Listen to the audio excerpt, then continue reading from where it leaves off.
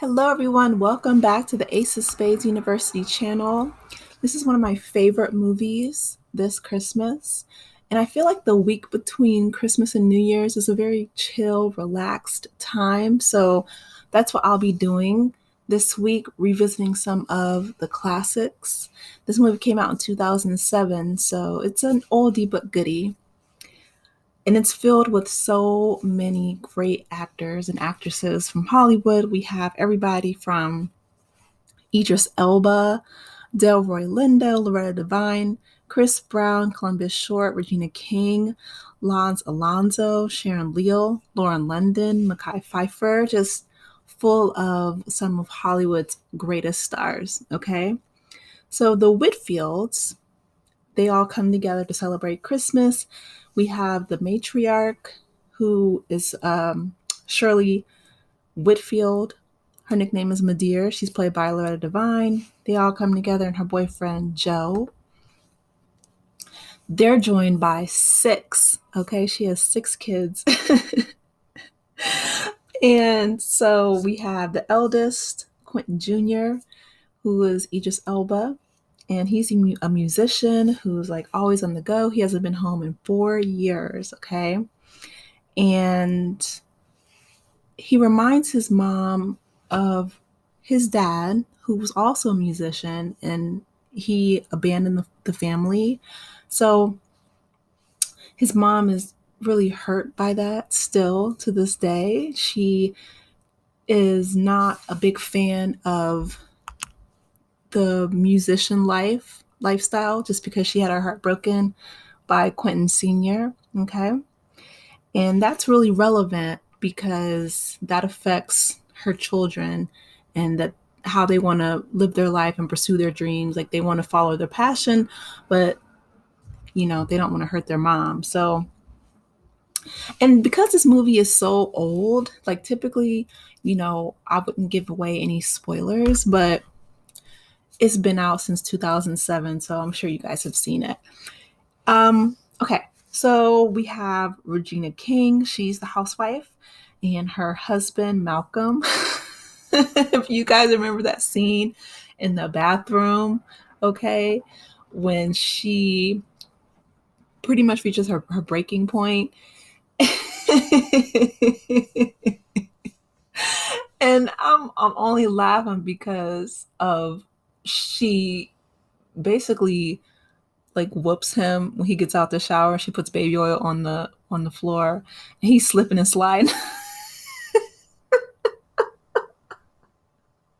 And she's hitting him with that belt. And I don't know. Typically, I'm not an advocate of any type of violence, but it was just so funny because he kept falling, slipping, and sliding everywhere. All right. So it's Christmas Eve. Everyone starts to arrive for dinner at 6 o'clock. And as soon as they all get together, Malcolm, right, he asks Lisa to kind of get the family together to sell their dry cleaning business. Okay. And then an argument breaks out between Lisa and Kelly. All right. And because, some people want to sell, some people don't. You know how it is when family gets together. There's differences in opinions and people clash and it's messy. Okay. And then Quentin arrives, right? So he surprises his mom. And Quentin doesn't really like Joe, his mom's boyfriend. So he's kind of rude toward him. He decides to leave and he, is doing his thing. He's playing the piano in the garage. Claude, who is Marine, played by Columbus Short, he attempts to try to sneak off to the club because he wants to see his lady. And Kelly, Quentin, and Mel all join him. Okay. So that's when they find out that their little brother, Chris Brown, okay, or Baby as he's nicknamed, Michael is his real name, but he's nicknamed Baby in the film. And he's singing, and they were like, oh my gosh, so they're all surprised that he has a really great voice. And then we have Kelly and Gerald Gerald's played by Mekhi Phifer, and Kelly is played by Sharon Leal. So they find out that they have an attraction with each other, which is really sweet. And so he dresses up as Santa Claus and, he's kind of wooing her and wants to date her. So Chris Brown, baby, he asks his siblings not to say anything to his mom because, again, he doesn't want to hurt her, but he wants to follow his passion. And his mom, she feels like music just takes away all the men in her life, right? So first it took away Quentin Sr., then it took away Quentin Jr., and now she doesn't want to lose her youngest, which is, she named him Baby for that reason. So he's like, nobody say anything to mom until I can talk to her myself.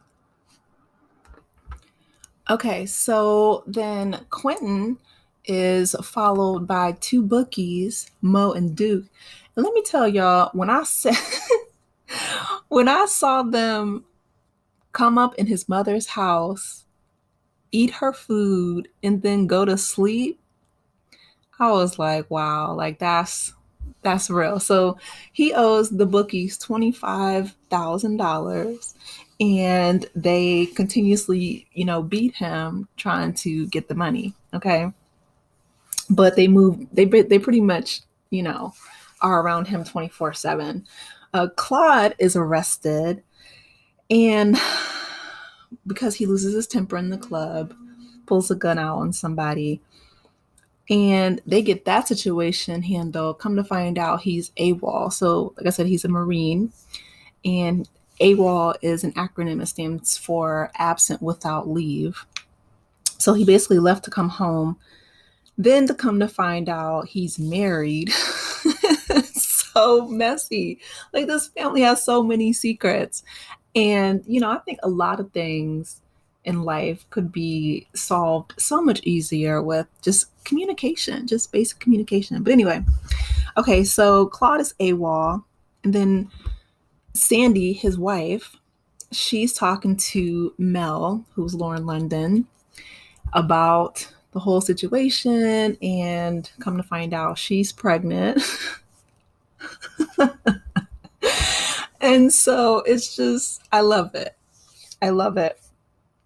They go through so much, but at the end of the day, the family comes together. The baby's okay. Claude is going to work things out. Joe said he knows somebody that knows somebody.